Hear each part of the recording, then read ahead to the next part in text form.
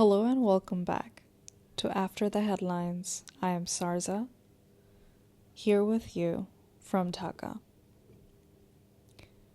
Today I want to tell you a story, not about one protest or one campus or one organization, but about a thread that runs through history. It is the story of students and what happens when the classroom isn't enough anymore. It is a story older than it looks. If you walk through the courtyard of a medieval university, the stones are worn smooth by centuries of footsteps. Students were gathering there long before we had language of activism. They negotiated fees, they challenged unfair rules. They realized something powerful. Together, they could speak and be heard. But the world truly began to notice student politics in the early 20th century. One spark came from Cordoba, Argentina, where students refused to accept that universities belonged only to elites. They demanded a voice, and they won, inspiring movements far beyond Latin America.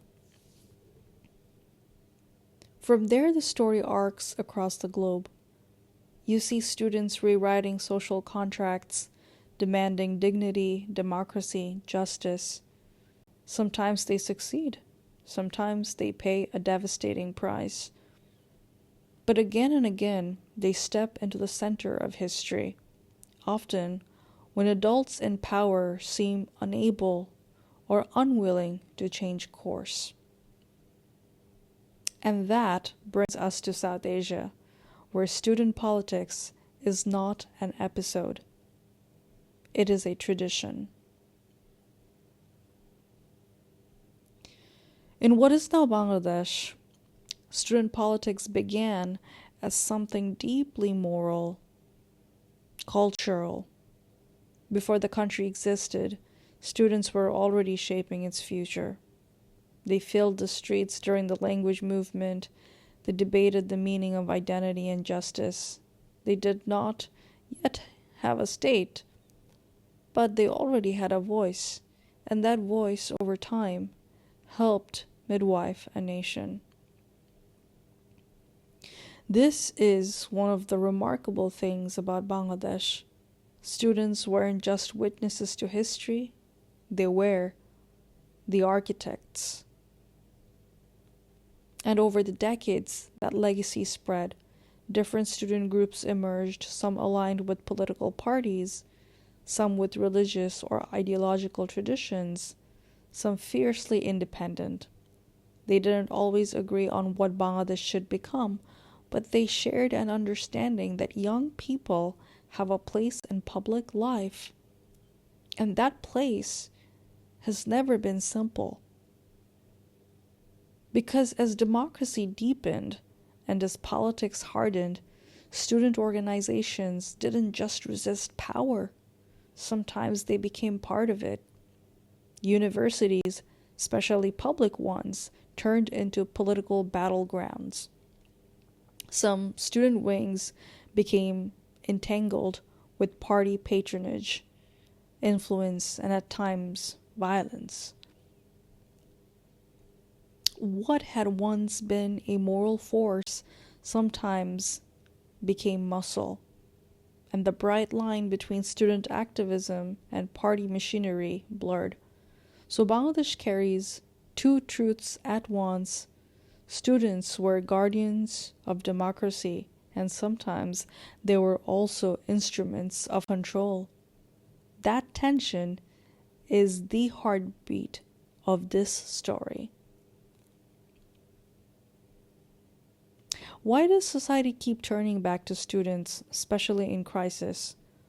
Part of it is simply that campuses bring people together. Ideas move fast in dorm rooms and tea stalls and social media groups. Part of it is symbolic. Students represent possibility. They're the future in motion. When they speak, it can feel like conscience speaking. And part of it, maybe the hardest part, is economic and emotional. When unemployment is high, when inequality widens, when corruption shapes the air people breathe, young people feel it first. They finish their degrees, they look up, and the doors ahead feel tightly guarded. It's not that they don't want to work within the system, it's that too often the system doesn't seem to be built for them. So when students protest, they are rarely just talking about the campus, they're talking about the country. Then comes Gen Z, a generation that grew up online. They watched movements spread across continents in minutes. They are less patient with politeness when politeness feels like denial, and they have sharper antennae for hypocrisy. When student protests erupted in Bangladesh, they began with something concrete: fairness and opportunity.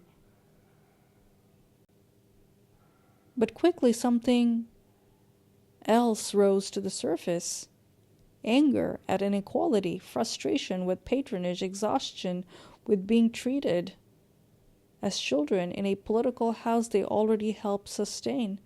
It was loud, it was messy, it was powerful, and people asked, what is this? Is it a revolution, an uprising, or simply disorder? I think the most honest answer is this: it is a student-led uprising that has opened a door, but what lies beyond that door is not guaranteed. Revolutions are not only about who leaves power, they are about how institutions change, how justice becomes accessible, how campuses become safer and freer, how minorities remain protected, how opportunity stops depending on connections. If that transformation follows, history may one day call this a revolution. If not, it may become another unfinished chapter in a long, circular story. Student politics is never purely good. It is never purely destructive. Student politics is a mirror. When students organize ethically and inclusively, they can widen the democratic imagination. But when student wings become party tools, when violence replaces debate, when belonging is policed rather than shared, student politics can wound the very society it wants to heal. Both realities exist in Bangladesh, and pretending otherwise would be dishonest. So here we are, in a moment of uncertainty. Students are once again at the center of national life. Some carry the memory of earlier movements. Others are doing this for the first time, and the world is watching. Maybe the real question isn't whether student politics is good or bad. Maybe the question is what kind of country asks its students to become its conscience over and over again. Because when young people keep stepping into the street, it often means the institutions meant to speak for them have forgotten how. And yet here they are, still showing up, still insisting that the future should belong to those who must live in it. The story isn't finished, but it's worth listening as it unfolds. You've been listening to After the Headlines. I'm Sarza. Thank you for giving your attention to nuance, to history, and to the human beings behind the headlines. If this helped you think or feel or pause, share it with someone who might need that too. Until next time.